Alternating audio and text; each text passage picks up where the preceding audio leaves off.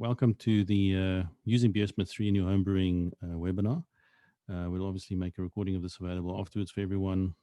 So if you want to review it, or if you know someone who couldn't join us today, you can refer them to the link in the YouTube channel. And also, obviously encourage you to subscribe to the YouTube channel if you haven't done so already.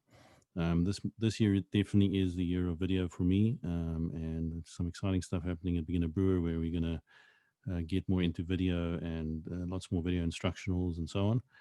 And in fact, quite a few more BeerSmith instructionals, which I want to follow up on after this webinar, so that you can just go and watch them and with different topics. And so you don't have to kind of wait for a webinar. You can just access it at any time. But let's kick off today's session. Just the obligatory self-promotion. My name is Marcel Harper. I created the beginnerbrewer.com website many years ago. I also write the regular column for On Tap magazine, which I would obviously encourage you to go and subscribe to and read. For the last few issues, actually, it's been free. So the editor, Lucy Cornet, has graciously made those available for free to try and sort of build the craft beer market in South Africa, as well as the homebrew market. And I write a regular column there on homebrewing. But there's many other things to go and read there, beer reviews and so on. So if you haven't picked one up, I'd certainly recommend it. Then I trained at the Siebel Institute for Sensory Analysis, so it helps me sort of detect all flavors in beer, which isn't always fun because then, lots of beer becomes undrinkable. But it does help me, help other people brew better beer. And then I've worked with various craft breweries around the years in recipe formulation and beer processing. And despite all of this, I still stuff it up every now and again when I make beer. It's just the way things go. So the mantra, which all of you probably know by now, is relax and brew some beer, because beer wants to be made. Despite it sometimes being frustratingly difficult to create beautiful beer, we must never forget that it is almost accidental in another way. And so, those two things often have to be balanced out when we create our own beer at home. But today we're not going to look so much at beer brewing, but at things which enable us to brew beer. More specifically, BeerSmith software. So why use BeerSmith, or any brewing software for that matter? Obviously, there are quite a few packages out there. There's ProMash is one you might see. There are a few free ones out there. A few websites which offer very similar services. Why brewing software? I really prefer BeerSmith. I've been using it for many years, since BeerSmith 1, and now it's in its third iteration, and it's still really the most comprehensive, easy to use software out there for me, for both homebrewers and professional brewers. And many professional brewers I know in this country and in other countries use BeerSmith in their everyday work. So why even go there?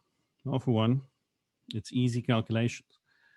Before I used BeerSmith, I used to have a spreadsheet with many tabs and many different formulas, and I had to update those formulas and I had to research them. It was all good. I mean, I think that there's something to be said for going out there and digging into the mathematics of beer. And I certainly learned a lot because of that. But ultimately, if you are interested in brewing beer more than doing math, software can really help. And what's also nice about especially BeerSmith is the scientists who are involved and consult with the creators of BeerSmith are really some of the best people in beer. These are people who studied at universities and like UC Davis in America, who have craft beer programs and are professional brewers. And so the calculations they use for BeerSmith, are really good ones, because there are many different ways of calculating various things in beer. And sometimes the sort of back of the envelope calculations are not quite as accurate as the really professionally composed ones. And so BeerSmith really gives you that confidence that what it calculates is real. It's done with best practices in mind. And it's just easier. I mean, there are thousands of things you can calculate in beer. BeerSmith does just about all of them. So that's the first reason I would really recommend using it. The second one is that it's secure and it's online. So in BeerSmith, although BeerSmith is up to still today is a resident software program, so it's not a cloud-based software application. So you do have to install it on your local machine. It has a cloud storage option, and so you can store all your recipes and all those things online. So it's secure, and you don't have to worry about it. All your notes you make during brewing, your recipes, like I said, your profiles, which I'll get into a little bit later, are all stored in the cloud. So even if your computer blows up, it won't be lost forever. And I certainly store all my really important recipes and things in the cloud. So it just makes it more secure, and you just feel, that it's at least somewhere else but on my computer. So that's a good reason. And then the third one is actually one which I'm going to show you today, I hope, and in future, video instructionals, is in using the software, you also learn more about brewing, which is a kind of an interesting thing I only discovered when I started using BeerSmith many years ago. I started out using BeerSmith just because it looked like it would make a lot of the calculations simpler for me. But as I started using and experimenting with the software, I realized that it was teaching me some things about beer and brewing in the way it is structured and the way it kind of takes you from one step to the other. It made me aware of certain things I had never considered in my brewing. Things like calculating bitterness ratios, and which is really super important in many ways to get the beer right, and teaching me about different mashing profiles when I started doing all grain brewing.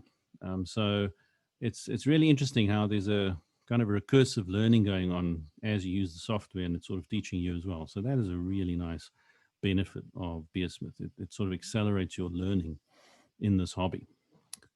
So hopefully that's enough to convince you. But I'm going to show you as well, so that will be a better one for those of you who are still skeptical. So what we're going to do today is I'm going to show you how to set up BeerSmith 3 for your home brewery. That's important to get the setup right, so that you start on the right basis and don't kind of go off on the wrong tangent. We're going to look at some of the very basic features you can use. There are obviously hundreds of features in BeerSmith, so future video instructions will cover those. I'm going to show you a little bit on how to work with recipes, and then we're going to touch on some of the advanced features. I'll probably just mention them, but I won't really go into them. That's for a future edition of this. Alrighty. So let's, without further ado, get started. Now I'm going to do that technically difficult thing of sharing something else with you, and I hope we're not going to completely mess it up. Okay. And you should now, I hope, see my BeerSmith software package screen. If you don't, let me know, or if you can just drop in the chat if you do see that, if it's being shared. It's not always very obvious with Zoom if you're sharing the right thing. So do let me know if you can see that.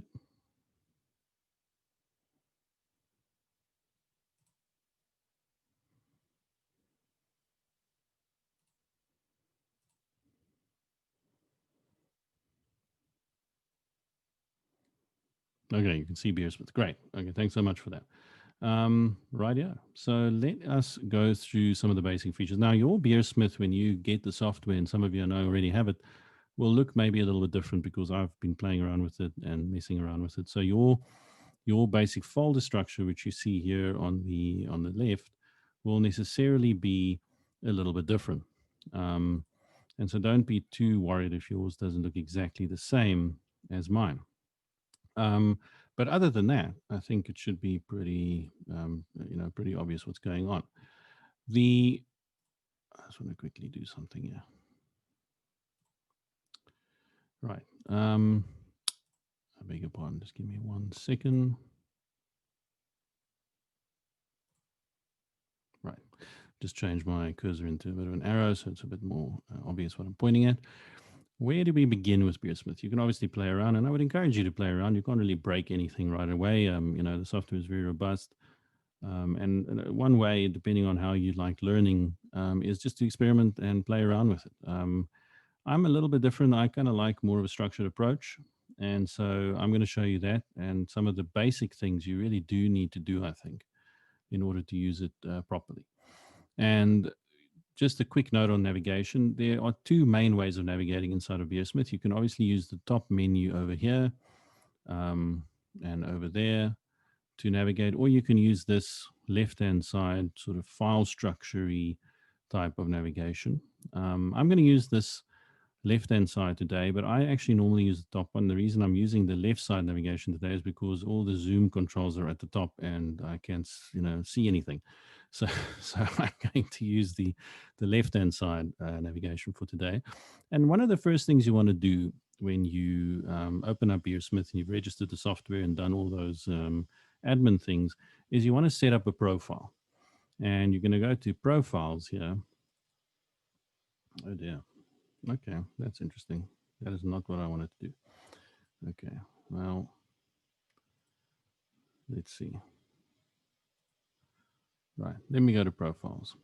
And there's a couple of things here. There's style, equipment, mash, carbonation, and fermentation. Now, many of these things you don't have to worry about. You can just leave them on the default settings for quite some time until you really get into the advanced stages of brewing and you want to mess around with them. And even then, I would recommend being very cautious. But the one thing you do want to mess around with is the equipment. So presumably, if you start out as a brewer, you've got some equipment. And by clicking on this equipment section, you can now edit it. Now, BeerSmith comes with lots of preloaded equipment standards, and some of these might well be very close to what you have already. And there's nothing wrong with using them. They will suffice. You see, if I scroll down here, lots of different ones, coolers, which people use if they do mash tun work, all grain brewing, extract, and so on. But I would recommend starting with your own. So start it right. You won't regret it. So the easy way to do that is to use the equipment wizard. You can also just use add equipment, which is a bit more manual. But I would just click on the equipment wizard if I were you. And now we're getting into setting up the profile. Don't worry about all these things. I'm going to explain them as we go along. So the first thing you do is you name it so that you can recognize it later. And for this one, let's call it the beginner brewer demo setup. And then you can choose what kind of brewing you're going to be using this for. Now, this only becomes more important when you start becoming more advanced in your brewing and you may have different setups. Maybe you're going to have a 3-tiered system eventually, or you're going to have a grain father or various other things, or you use different pots for different things. Right away, I would normally set up my full volume system. So for those 19-liter batches, and then I usually also have a small batch system for 5-liter or 9-liter brews. So those are two different sets of equipment I use. So it makes sense to set them up as different profiles. But let's set up a typical 19-liter setup, which you will use for either extract with specialty grains methods or for all grain using, let's say, the brew in the bag method. So for that, you can keep it on general. I'll just show you the options here. You can choose of the different options, extract, partial mash, and so on. And you can even do, BeerSmith have recently added sections where you can use it for cider making, mead making, and wine making. So that's also pretty cool. Don't ask me about making wine. I just like drinking the stuff. I don't really know much about making it. Maybe in the future though. But let's keep it to general. So this is a general one, which I would use for either extract brewing or for brew in a bag. The batch volume is as default here is the 5 gallons. So it's American program, so they're kind of converting things from gallons.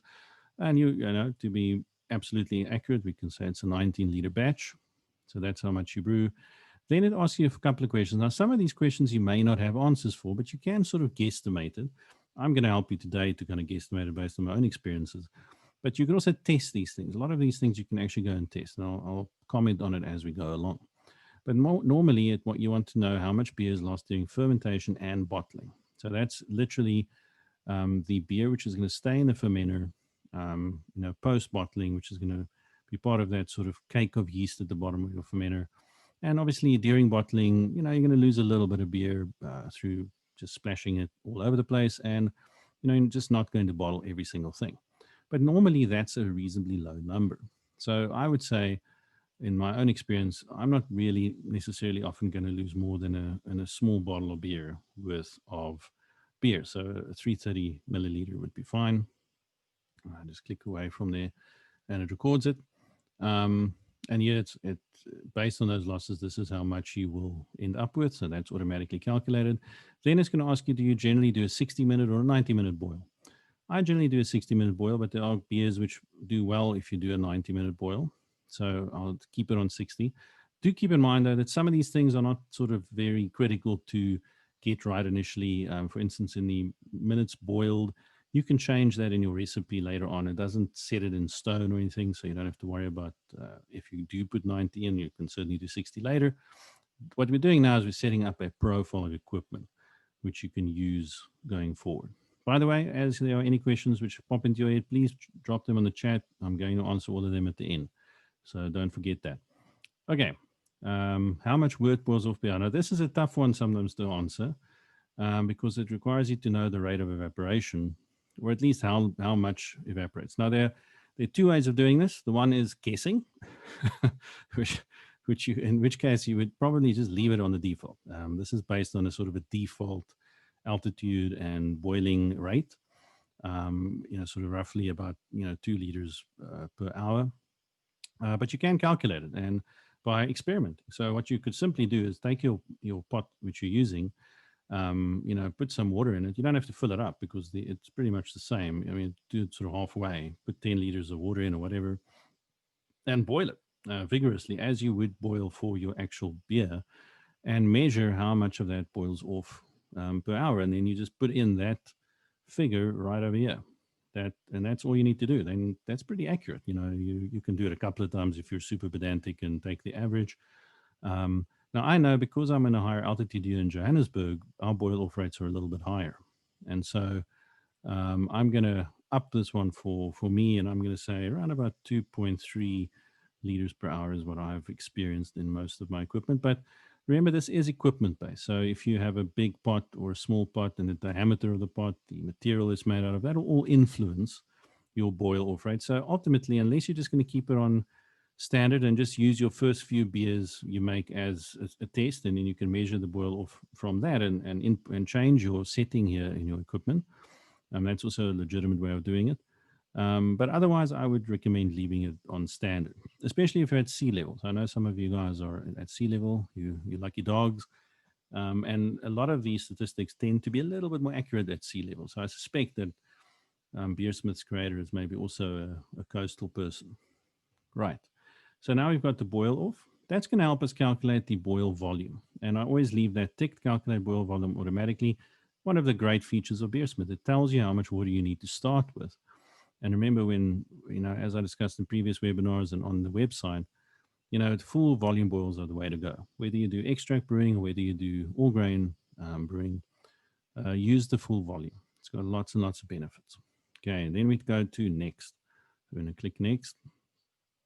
Now a couple of other things to set up. So we're going to it's going to ask you about top up water. Normally this I would leave well alone. It's not really necessary. You can look at how much wort is lost when cooling. So how much of that after boil is left in your kettle.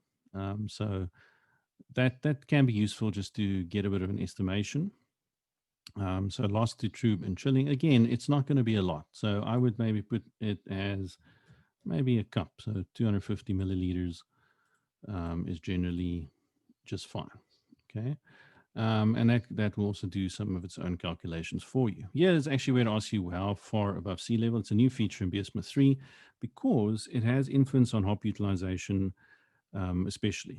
So hop utilization simply refers to the extent to which you extract alpha acids or bitterness from your hops. And that is to a large extent dependent on the vigorous nature of the boil. And unfortunately, if you live on high altitudes like I do, your boil is less vigorous. So you're going to get less hop utilization as opposed to people living in sea level who usually get way more. Okay, so you can literally just type it in. I know I'm 1,750 meters above sea level. Now here is something which you may or may not want to mess with depending on where you're at in your brewing. I do a lot of whirlpool hopping in my beer. It's something I really am fond of and I've used it a lot. So I tend to put in the exact figure of how long I steep hops in the whirlpool before I chill the wort. And for me, it's usually around about a 10-minute period. Okay, and then you can also click here, estimate boil hop utilization whirlpool. I usually click that because it will add the bitterness of what's already in the kettle to your ultimate bitterness calculation. So it's useful if you're going to be doing a lot of whirlpool hopping. And I guess if you read the beginner brewer and you follow my recipes, you will be doing a lot of whirlpool hopping. So I would input that if I were you. Okay, you can leave out the commercial stuff. This is for commercial brewers. And we can go to next.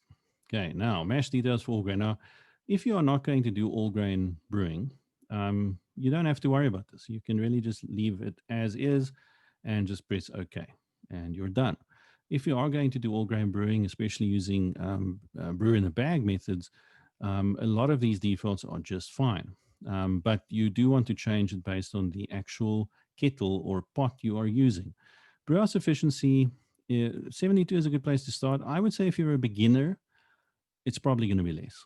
So I would be safe and kind of go down to 69%. I've in my work with a lot of homebrewers over the years and helping them calculate their brew house efficiency, I've come to that sort of figure as a pretty good average. And when I brew as well, it's not like, when you get better, it's going to necessarily go up. I find that 69 to 70% is a good figure to start with. What is it? It's simply a measure of how much of the available sugars you can extract through mashing the grain. And that will obviously influence how much of the grains you start with. If your efficiency is very low, you need more grain to get to the same sugar level as if you had a higher efficiency. That's really all it means. But 69, and also if you use brew in a bag, it is a slightly less efficient method. So always count down a little bit or deduct a little bit of efficiency if you're going to be using brew in a bag. Now the mash tun. Now mash tun here, big word. You're not, necessarily going to use an actual mash tun, but for all intents and purposes, if you're going to use brew in a bag, your kettle will be your mash tun because that's where the mashing takes place. If you're going to use a cooler, a converted cooler, then that's going to be your mash tun. But whatever you're using, good idea to put in the total volume. So for a typical stock pot, which I use for 19-liter batches, my total volume is about 35 liters. It's a nice big stock pot, stainless steel. You can actually go weigh those things obviously. So go weigh the pot. Good idea, right? Put it on the scale because it's used to estimate thermal properties. And this is starting out at sort of close to 5 kgs. I'm going to leave it there. I actually can't remember what the real weight was, but I think it's probably pretty close to that. And then they also go into detail of what it's made out of.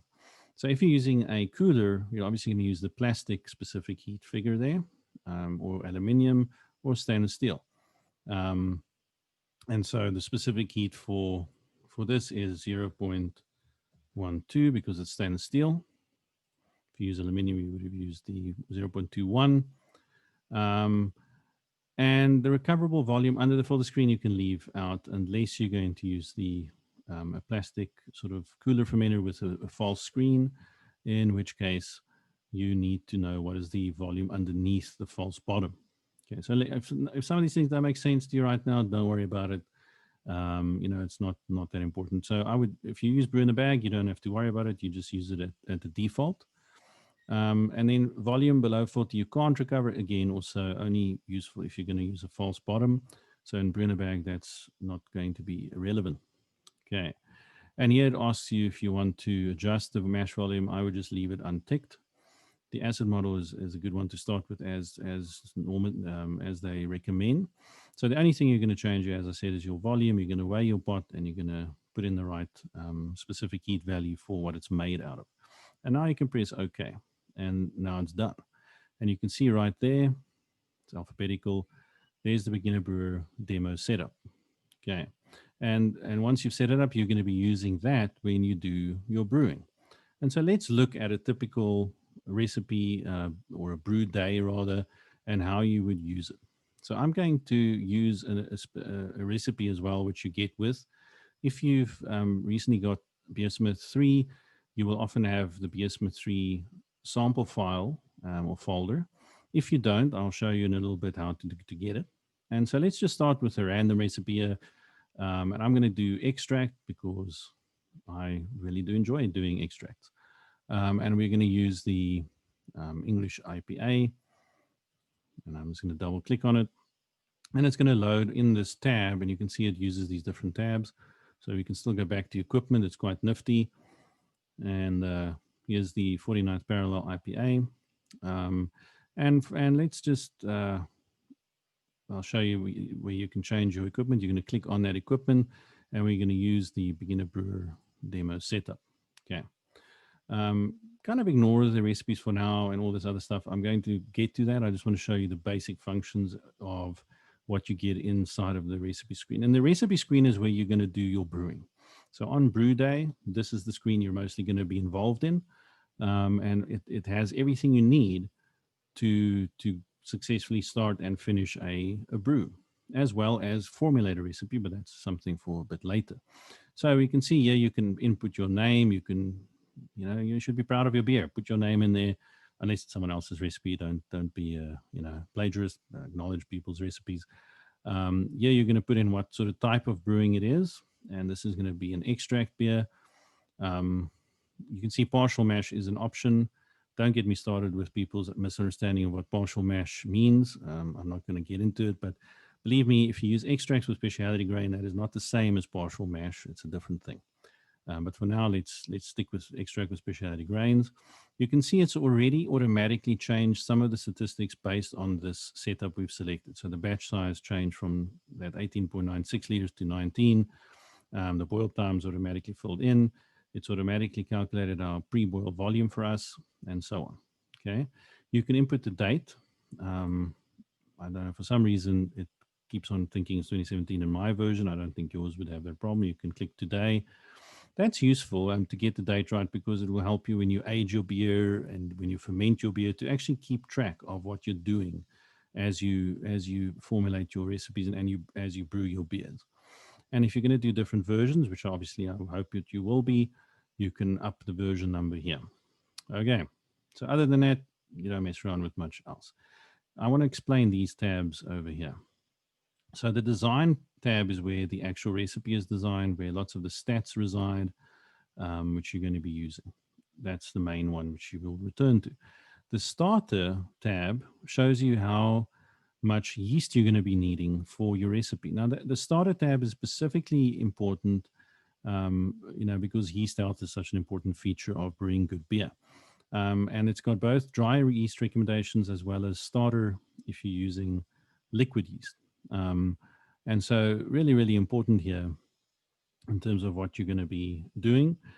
Since this recipe already has a dry yeast, added in as part of its formulation, it's giving you the dry yeast recommendations. It's even telling you how much to hydrate your yeast with. And yeast hydration is pretty important if you're going to use dry yeast quite a lot, and a lot of South African brewers obviously do. If you're going to get into more liquid yeast, I'll quickly show you.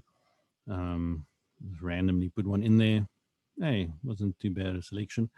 It's going to also tell you how to do your yeast starter and what you're going to be needing for that. And you can, there's a couple of options here, which I'm not going to get into, but it's very useful. If you're going to start your brewing with dry yeast, very useful to know how, to hydrate your yeast, and also useful to kind of calculate the age so that you may need more than one package of yeast if you're going to be using dry yeast. And again, calculating the actual expiry date of yeast is art in and of itself, because some strange reason some of the yeast manufacturers make it kind of difficult and cryptic. And maybe that will be for a later webinar. But this is your yeast section. Then you're going to get into water. So water profiles are science and art in and of themselves. I would leave this well alone if I were you starting out. But this does allow you to actually put in the actual water profile of the water you're using for brewing. And it can also tell you how to adjust the water profile based on a particular water profile you're aiming for. But for beginner brewers, I would recommend leaving this well alone. You probably already have a water which you can use for brewing, which is good and safe for brewing, and which will produce good beer. I'm a little bit skeptical of messing around with water myself, and I've been doing this for a long, long time.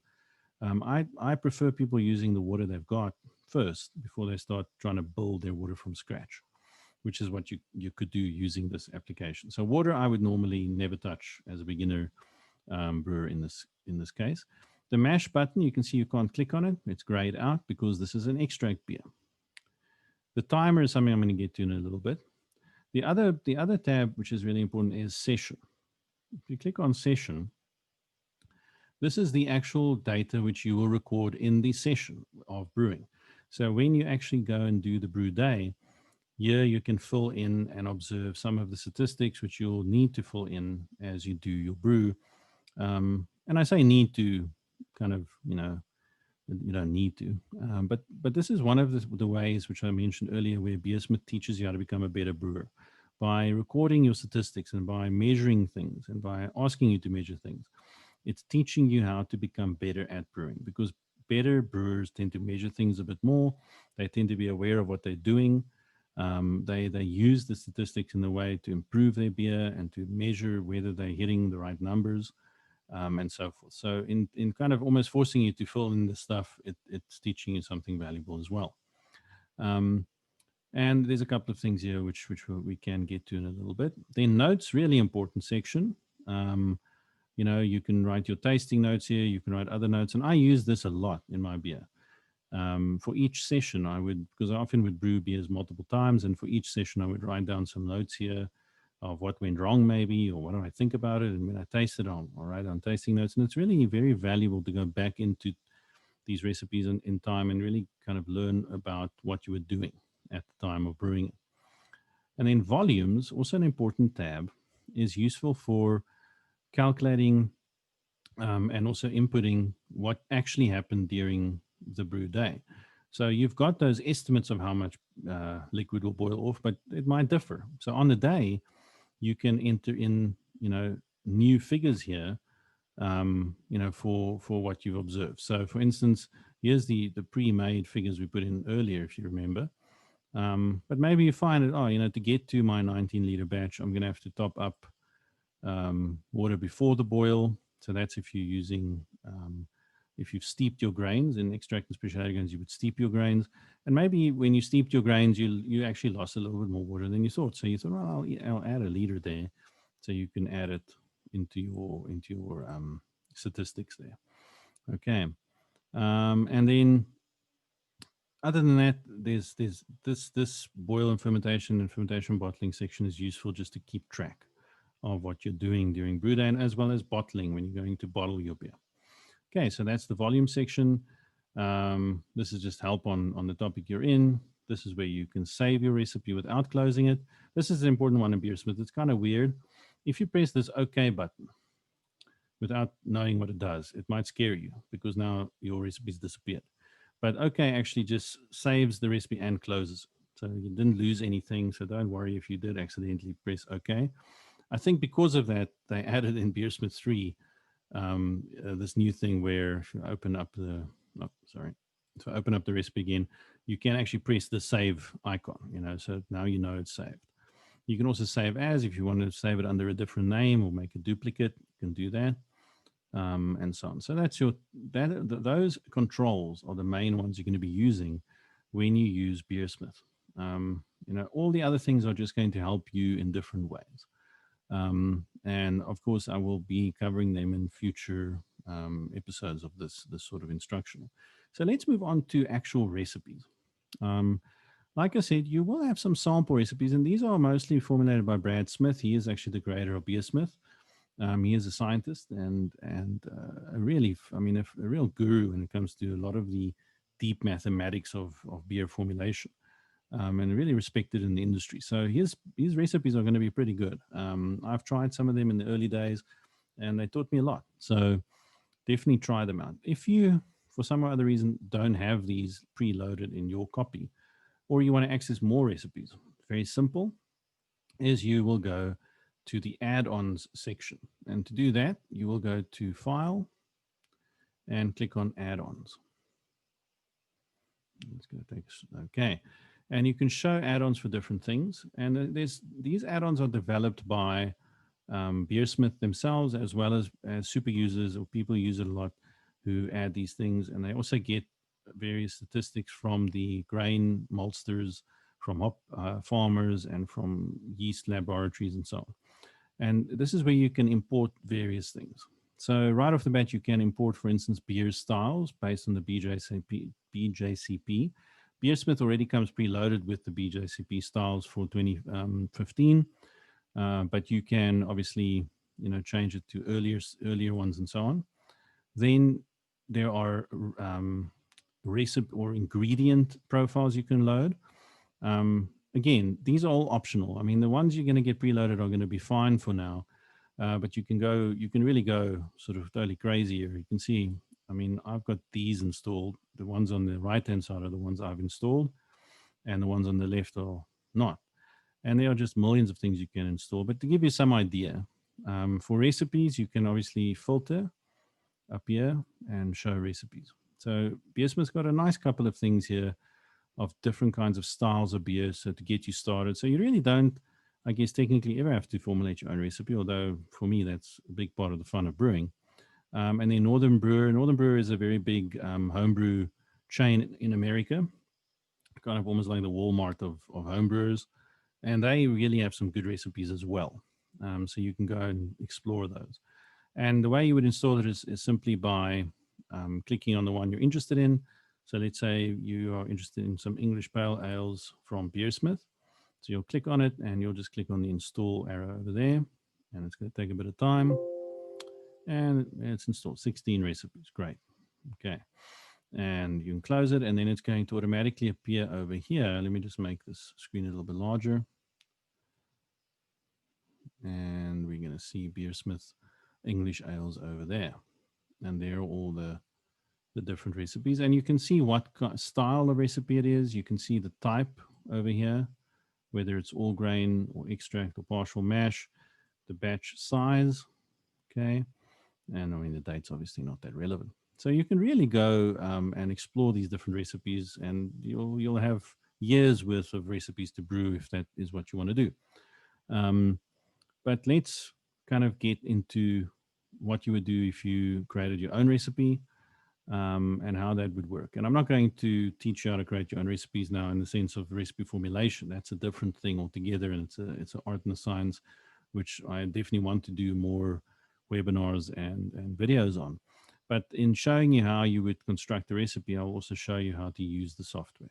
So if you want to add a new recipe, you're going to click on the add recipe. It is generally recommended to select the folder you want this thing to appear in eventually. So I'm going to go here on beginner brewer recipes as a folder I put all my recipes in. For beginner brewer, I'm going to click add recipe. And when you click add recipe, it's going to start with a scratch, nothing. You can see your beer glass there is empty. It's shockingly see-through because there's nothing in it. And now you've got to start constructing your recipe. So let me show you. And in showing you, as I said, you will learn a lot about how to use this software. So first off, you're going to title it. And let's call it, since it's Thursday, I'm going to call it Thursday's IPA. Okay. And the brewer, that's me. And now we're going to select the equipment, right? So it's always important to start selecting your equipment right away because it's going to mess up your recipe if you change it later. It is one of the slight fiddly bits of BeerSmith. It's best to start with the right equipment rather than changing it later. So beginner brewer demo setup we've just done. I'm going to click that and go OK. And as you can see, it already input some of the volumes. And we're going to keep this as an extract recipe. Okay, we're going to keep all the other things the same. And fortunately, this time it's recognized that we're on the 21st of January.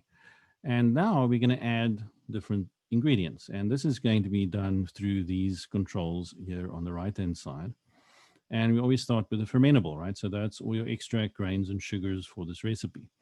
And since it's an extract recipe, we're going to be using dry malt. Now, what's nice here is you can just type in what you're looking for. I typed in dry malt. And the South African DME, the dried malt extract we get here in South Africa, is very, very, very close to the light dry extract, which they have here, the US one. Okay, so the stats, everything almost identical. So I can now, if you double click it here, let me show you what happens.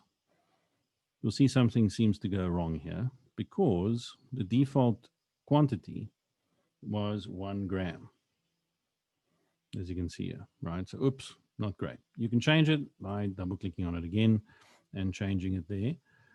Or when you added it, So let me just quickly remove that. So if I add the fermentable initially, it's just useful to select the right amount right off the bat over there. Okay.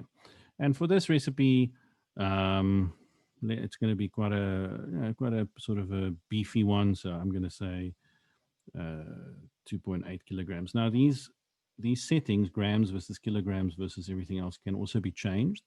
You can default it to kilograms, which some people would prefer, especially if you're going to be using a large volume, boils. So I would certainly. Sorry, maybe I've forgotten 19-liter boils. You can change it to kilograms. Whoops, that's too much. I think my initial idea was correct. Yeah. So to make it a little bit easier, because obviously it's not always fun to work with thousands of grams, I put it on grams because I do a lot of small batch brewing, and it just makes it easier for me to keep it to grams, just to keep it on a manageable level. But you can change this in your settings. So we're starting here with light dry extract. It already tells you a bit of what you're going to do. You're going to boil it, as you can see there, and it's going to be dry extract. This step is the number of the step. So this is the first thing you're going to do, is you're going to be putting in your light malt extract so far. There might be things which will come before then, and you'll see that just now. And right away, in adding the light extract, you can see that it's changed the original gravity over here. The estimated original gravity, the standard or specific gravity. Okay. That's important because that is already doing these calculations for you. And this range is really a nifty feature because it tells you how far you are inside of the parameters of the beer style you're brewing. Now, I've got American Amber Ale selected here because it's alphabetically the first one. So we better change this if we want to make an IPA. And again, I can just type in IPA. I've got several different style guides listed here. You will just have one, which is the BJCP 2015 one. So don't worry too much that a lot of these things are a little bit weird. And we're going to put in an American IPA here. First one, double click that. And it changes these ranges over here on the right-hand side based on the style you've selected. And we can see for an American IPA, we're actually a little bit low, right? Now, that's not a problem because your recipe is your recipe. You can do what you like with it. But this does give you an indication sort of how far you are away from the typical style guideline for this statistic. So if I wanted to, I could say, well, maybe I do need to up that a little bit. So I'm going to put in 3.2, and now it's going to go right there into the green. So my starting gravity here is 1.061. Okay. Which is pretty standard for an IPA. It gives you roughly around 6% ABV, and that's not excluding any other grains or anything. Okay, so we've added our extract. Good, right? I'll get to these other bits and pieces over here later. We want to add some more fermentables because this is an extract with specialty grain recipe. So we're probably going to add a little bit of crystal malt. So let's go to crystal malt. And here's the standard ones. The US ones are also pretty close to most of the crystal malts you'll receive. Now, obviously, if you know the brand name of the malt you bought, so let's say you bought from a local supplier and you know they use Castle malting, right? So you can actually go look for that. If it's not already loaded, you can use the add-on feature I showed you, and you can add that. Okay. Yeah, and that's a question which just came up, is how do the ingredients match? Now, there are broad overlaps, right? The standard US stats on most of these ingredients are very similar to what you're going to find out there. But you can be very specific. And all the main maltsters and hop farmers and stuff stats are here. So I know, for instance, a lot of the Cape Town-based homebrew shops do bring in Castle malt. It's a Belgian maltster. And yeah, you can see some of their malts reflected. So if you know, oh, okay, well, my homebrew shop uses Castle, and if they don't say, ask them, right? Call up your homebrew and say, look, I've bought crystal malt from you recently. Do you know who makes this? Who's the maltster? And they will know. And then you can go and download the add-on for that particular maltster.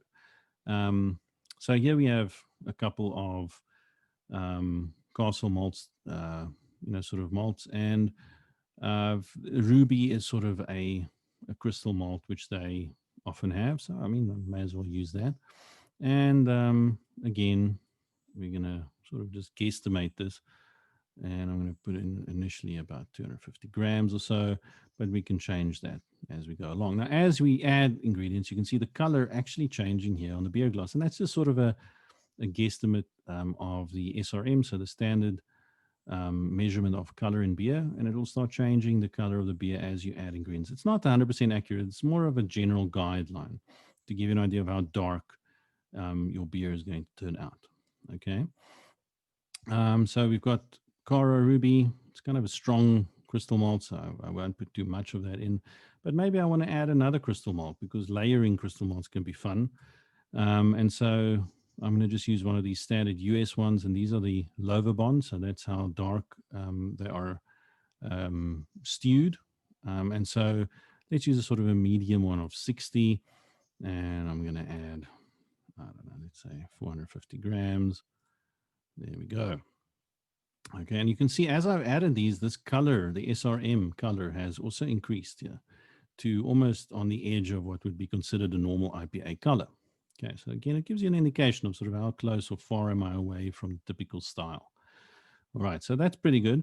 Now you can see what's happened here also is because we're going to be steeping these grains, these have been automatically added as step 1 and 2, and the dry extract has been shifted down to a third step because it only comes later now.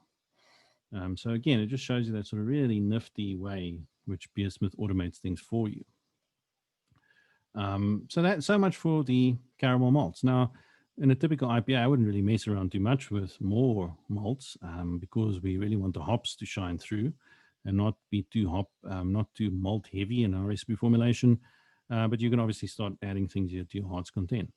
If you're going to add sugar, now sometimes if you're doing a beer you want to have particularly more dry, or you're doing a Belgian style of beer, you may want to add sugar, and it's all here in your fermentables. You can go and type in sugar, and it will come out with the typical sugars you could conceivably add to your beer, including maple. So if I wanted to add maple syrup, I can add it here, and I can say, well, I'm going to expensive stuff, 50 grams. And it knows when you normally add these ingredients to. So you can obviously change that, but the defaults are often very accurate. So we know that when you add maple syrup to a beer, often you will use it in the boil. And so it put it automatically in the boil there for you at the fourth kind of step. Okay, so that is how you would add fermentables. The same is true for hops. We would add hops, and there's so hundreds and different of hop varieties. And this is, again, it's a way of teaching you the different ingredients of beer. You might go and look at some of these descriptions, and it gives you a nice description. So, I mean, Melba is a reasonably new one. I have not even heard of that one yet because it does update itself when you open it. So here's and it gives you a bit of a description. If there are tasting notes, it will tell you what this thing tastes like. And it's nice as you can go look for it, at your homebrew store, and you're going to ask them if they can bring it in for you. It sounds interesting, and so on. So for this one, I'm going to go classic, and I'm going to go Cascade, which is a classic American hop for use in things like IPAs. And now in hop additions, it's a little bit different. You're going to say when you're going to add the hop, right? Because there are different hop additions. So for the 60-minute boil, the bitterness addition, let's start with 28 grams. So it's an ounce of hops. Okay. And you can see as I'm adding hops now, we're going to see the bitterness, the IBUs increase. Okay. And obviously, depending on when you add in the boil, it will either increase by a lot or by a little. And let's put some other hops in here because Cascade is not a very bitter hop. So Centennial is another one. And I'm going to add maybe 35 grams in the boil. Okay, now you can see the bitterness has really shot up there to 44. Okay. And at the same time, one of the statistics you might want to keep an eye on is over here, the bitterness ratio. Okay. And that is IBU divided by specific gravity. Bitterness ratio gives you an idea of the perceived bitterness of your beer. How bitter will it be perceived on the palate? Okay. And as it approaches 1, it becomes much more bitter. And as it approaches 0, it is less bitter and more sort of sweet. Okay, now for IPA has to have muscle, it has to be bitter. So 0.7 is sort of really almost, not bitter enough for me, but it's pretty bitter. It's probably more bitter than most beers you've had. So this is a useful one to look at, the bitterness ratio. And let's add one more addition of hops. We want to add some aroma hops. And let's go for Chinook, which is another really nice hop to use later on in the boil. It's got a very nice forest floor pine kind of flavors which come out. And we're going to add 28, and this time we're going to put it in at 10 minutes here. Okay. And you can see it's in, and as we're adding, it's adding it in the right order. So it tells you that the bitterness hops Centennial will be added before steps, step 5 comes before 7, which is Chinook, which is the aroma hop you're adding. And obviously it will add IBUs because it's still pretty bitter and it's still going to be boiled for 10 minutes. And our IBUs have shot up to 63, and now we're at 1, over 1, which nowadays in modern IPA formulation can actually be, pretty standard for a good IPA. Although it's pretty bitter. Okay, and then your color, because we added some more of those other specialty malts, the color went up as well, and our estimated ABV is now at 6.1, which is just fair, good moderate range for an IPA. So that's your hops, and now you want to add your yeast, right? So maybe you're going to be using Lallemand yeast, and you can type in and it will start reducing it.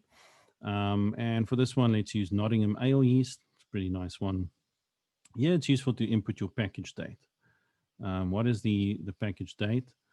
And so it will tell you, the yeast labs will sometimes tell you when it's been packaged. So you just have to go and have a look. It clearly would not have been packaged today. So, oh dear, don't know why it's starting at 20. Not too sure why it does that. Okay, but on the package, it will say when it was packaged, and let's say yours was packaged on the 31st of December last year. It will actually calculate the viability. So as yeast ages, the viability of the yeast goes down, and that can affect how much yeast you actually have to pitch in order to get a proper fermentation.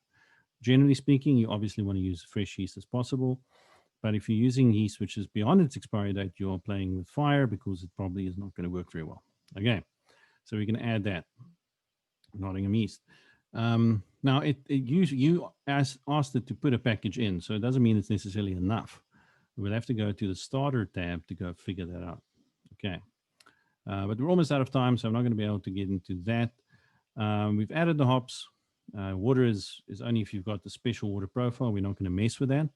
And then you can have miscellaneous ingredients. So for this one, I'm going to add Irish moss for clarification. And you can double click there. It has a default quantity. I usually put an entire teaspoon in a 19-liter batch, so I'll change that. And it also tells you generally when to put it in, and the defaults are quite accurate. Okay, so 10 minutes I'm going to put in Irish moss. And that is that. There is our recipe. It looks pretty good. It might not be the best recipe because I kind of literally made this stuff up as I was talking to you, and this normal recipe formulation takes a bit more research, but this is a good start. Okay. Now we want to look at some of these statistics here. These are some of the things you are going to try and measure when you brew your beer. So you're going to measure, for instance, did I hit my starting gravity after boil, right? When I stop my boil, is it close to this number? If it's not, I know to add.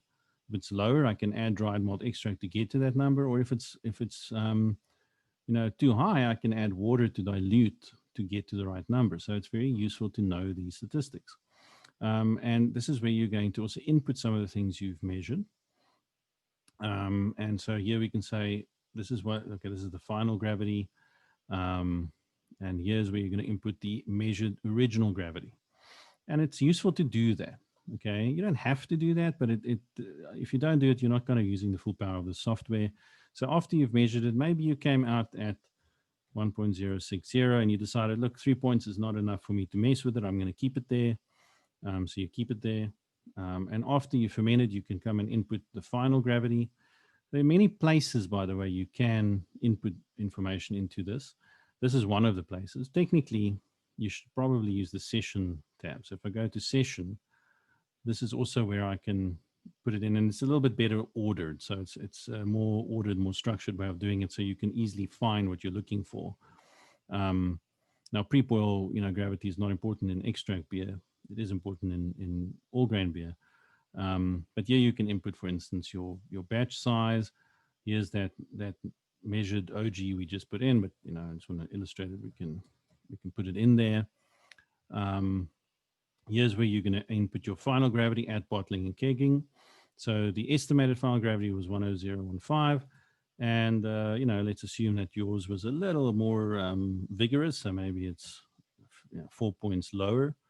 And you can also input your volumes here. And by doing so, you are learning how to use the software. You're learning more about your own beer and your brewing, and you're also learning more about your equipment.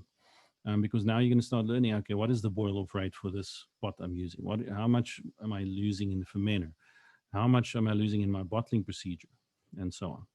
This is also where you will calculate how much sugar to add for bottling, right? If you're going to do natural carbonation, which most of us homebrewers do, you're going to be inputting it under the desired carbonation. And each style comes with a different recommended carbonation level. Okay. It's already put it in there for you quite niftily. And corn sugar is the same as the American version of glucose, so or dextrose. So you can, if you use that, but it has different calculations if you want to use dried malt, if you want to use honey, table sugar, even. So let's say you've run out of everything and you're now like on the bottom of the barrel, you're going to use table sugar. So I'm going to go okay, and it's going to change it for me. So it says here that estimate, good idea, to for the original recipe you would have added 99 grams of table sugar, but for the actual measured volume, which was a little bit different, you're going to be using 100 grams of table sugar. Okay, so, and you're going to be using that obviously in a bottling bucket. And this is wonderful because it means you can finally get rid of those horrible carbonation tablets and start carbonating your beer more consistently, and not have too many of those bottle rockets go off in your garage. Okay. And then there's a couple of other statistics which I'll get into future posts, and future webinars. And that's the session. So this is where you're going to input your data. Like I said, you're going to be using your notes. But there's one more thing I want to show you, which is hopefully going to blow your mind. And that's on brew day. You are going to be using this timer. Check this out. So this is the entire recipe in a timer format. So what you're going to do is when you're going to steep your grains before you start the boil, it's already got it all loaded in there for you, so you can go read it off and measure your ingredients and put it in your brew bag, in your voil or muslin bag. And when you're ready, you can just press run, and you can see the timer has started, and it'll give you a little alarm, quite a persistent alarm, and depending on the volume settings of your computer or device you're using it on, it will alert you that something is happening and you must go and do something now. So that is incredibly cool. Before, this wasn't always the case in BeerSmith 1 and 2. This is a new feature, and it used to be a real pain to have to kind of set up manual timers and multiple timers and so on. But BeerSmith is just taking care of that for you.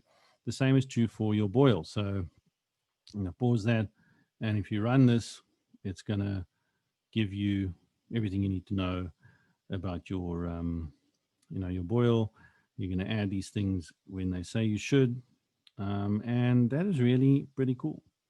And at each step, if there's a new step, it's going to give you a little alarm to say, okay, put in the next step in the ingredient. This timer is invaluable, and I mean, it's almost worth the entire price of the software, in my estimation, because it is such a pain to not have it. And that is the full aspect. There are obviously millions of different things here I haven't shown you. It's a very extensive piece of software, but I think we've done just about enough today to get you started.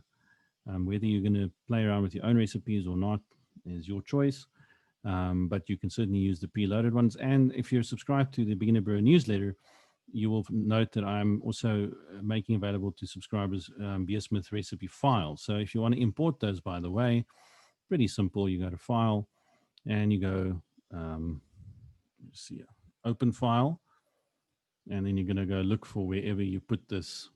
And here's some of the ones I've made available to my subscribers. So in December's edition, I had this Santa Juniper Ale, and it's also labeled whether it's all grain or extract. So if you double click on it, it'll open it up for you, loaded. And then you can go and put it in the folder you want, pretty drag and drop. So yeah, go look out for that if you're not subscribed yet. If you are, go and look at those files now that you've got BeerSmith, and you can go use them. And I've tried to be as generic as possible. I have set up my own equipment here, and you can most welcome change it. And you'll see some of the statistics change, obviously, but that's fine. The changes will be very minor. And that is it, everyone. Thanks for your time. But other than that, good luck, everyone. I think we've done enough for today. Go and brew some beer. Go and play around with the software. If you have any issues with it, drop me a line at contact@beginnerbrewer.com or just on the Facebook page, and I'm very happy to help you out. But